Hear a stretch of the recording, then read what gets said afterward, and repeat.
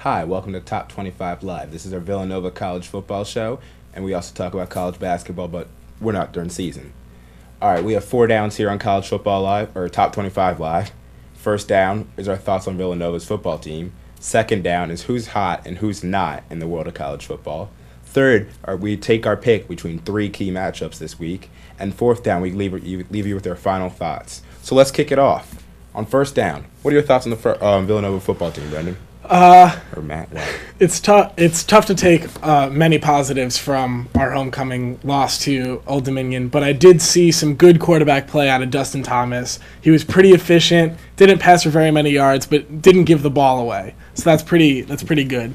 If Dustin Thomas can stay healthy, he can throw the ball around.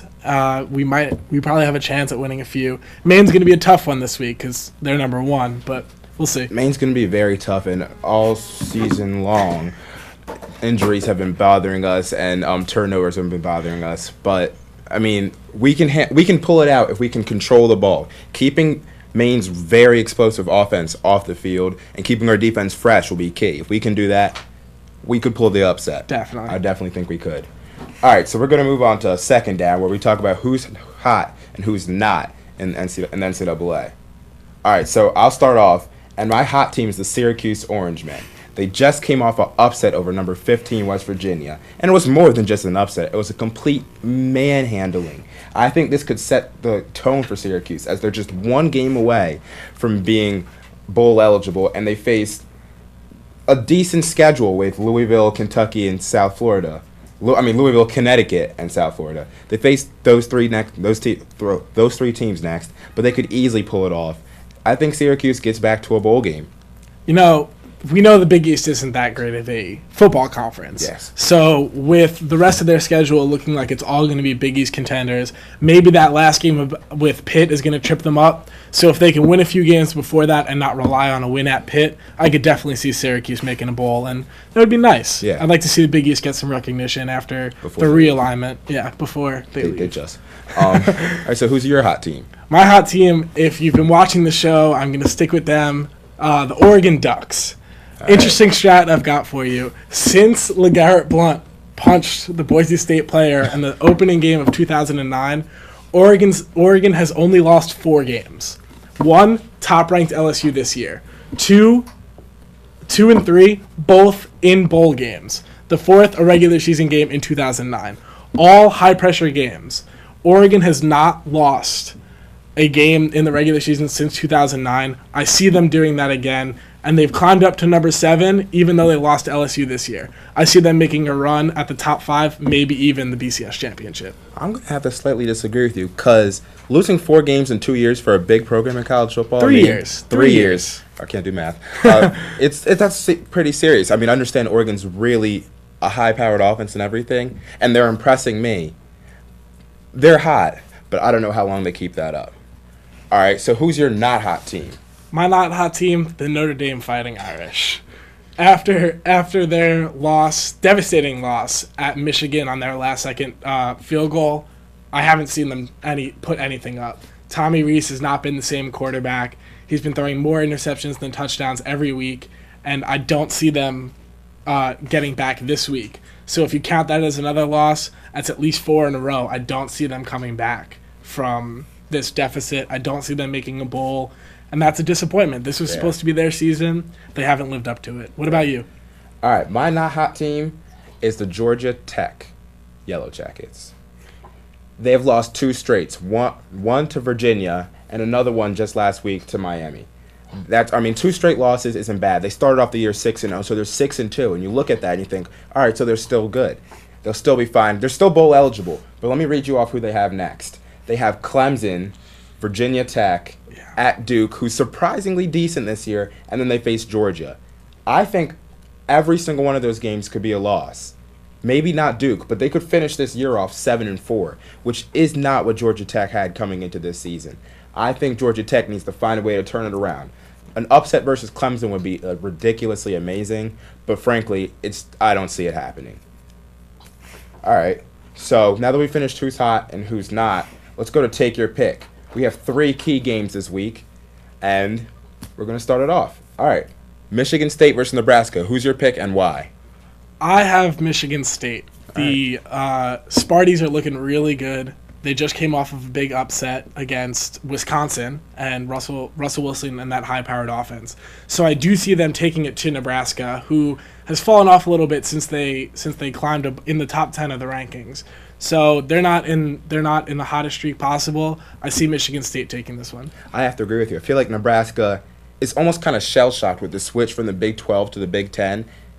They have a Big 10 style of playing offense with a heavy dependence on the run, but I just feel like they're not going to be able to handle the pressures come November in the Big 10. I feel like Michigan State should take this. The running game is really nice. I love Edwin Baker. Kirk Cousins is a great quarterback. I'm going to take Michigan State too. All right, next game, Oklahoma versus Kansas State. Who do you have? Now, I know this is supposed to be a close game. It's a 9 versus an 8, and that's why it's a crucial matchup that we're picking on the show. Oklahoma has something to prove. They have a chip on their shoulder after losing last week. They are going to demolish Kansas State in this game. They're the 9 against the 8. I don't see it being a close game at all. Landry Jones will throw for multiple touchdowns and will make his name known for the Heisman Watch. I think Landry Jones is a legitimate Heisman contender, and I like Oklahoma, but Coach Snyder has got Kansas State back where they belong, and I just can't see them losing this at home versus Oklahoma. The people in Manhattan, Kansas are going to be going ridiculously crazy. It's going to be an amazing atmosphere. Frankly, I think College Game Day should be there instead of where they're about to be, but that's not where they are. I'm going to take Kansas State in a nail-biter, 28-23. Wow. Kansas State, they're where it's at. I think they're a legitimate. They have a legitimate chance to be the Big 12 champions. All right, and our last game, Stanford number 6 versus USC. I think Stanford. I am Andrew Luck all the way. I don't think you can beat Andrew Luck. I don't think you can handle that defense. Chris Owusu, the receiver, they are too nice. I feel USC is really, really overrated. I'm not pro Matt Barkley. I'm not pro USC, frankly. So there's a little bit of bias in here, but what can I say? Stanford's on a collision course. They have a legitimate chance to be in the BCS championship if Oklahoma State loses, and LSU and Alabama play in 2 weeks. So the loser of that will be out the picture. The winner of that could face Stanford in the national championship game. I'm going to take Stanford, no problem in this game. I mean, USC is not living up to the standards they should have been this year. They do have a winning record. They're not terrible, but they're not where they should have been. This is a California matchup. That's why College Game Day is there. They're at USC. That's going to be an electric crowd, but it's something Andrew Luck can handle. There's a reason he is the number 1 pick, unanimous, and he has been for 2 years. He came back to play his senior season to play in games like this. He will use College Game Day and the US and USC to throw himself into that Heisman race, make himself a front runner for it, and make himself that number 1 pick that everyone expects him to be. I see them winning this handily, just like you do. All right. And now on 4th down, your prediction, your statement to end the show. What? I'm going to talk a little bit about Lee Corso. I know we talked about this earlier when we were prepping for the show. And he had his 200th prediction where he picked Wisconsin this week. And he didn't do very well. He's normally a fan favorite because he picks the home team, always takes that helmet of the away team, throws it into the crowd, and everyone goes wild. He didn't do it this week, and he paid for it. So I see him rebounding. He's a very interesting character to watch. I want to see what he does with the Stanford USC game. See if he learns from his mistakes. I like how you went off the gridiron and into the stands, basically.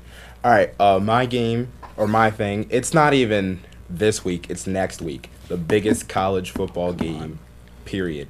Number 1 LSU versus number 2 Alabama. They both have byes this week, so expect that this is ridiculous. This is going to be an amazing game. LSU. I want to take LSU in this game. This is going to be an atmosphere that if you could somehow buy a ticket, buy a ticket. That's a game you're going to want to be at. The 2 of the best defenses in the nation, 2 very good offenses. That's a game that I can't wait for, and I know the players from both schools cannot wait for. LSU, Alabama. tune into it, watch it. So you're telling me that 2 weeks ago when you picked Florida against Alabama, now they're the team to watch, and now they're going to be in the biggest game of the year? It's the biggest game of the year because of the number 2 team. Where do you stand on them? I don't Do like they Alabama. deserve to be the number 2 team? I don't like their offense, but they have a decent offense. Trent Richardson proves me wrong every week. But I'm taking LSU in this game. I'm sorry. I was completely wrong with Florida. I thought Florida would show up better than that, but I'm taking LSU. I agree with you. LSU, that's something that everyone's going to be watching. They have the countdown clock ready at ESPN, and I can see that being somewhere where everyone's going to tune in. It's a huge game. It's going to have national title implications and everything like that. But I think one team who needs to watch this game is South Carolina because South Carolina looks like they'll run away with the SEC East. So they'll face the winner of this game in the SEC championship game, and this could be huge for them. I agree. All right, so that's all we have today for you. Just have a good day, and I'll see you guys later.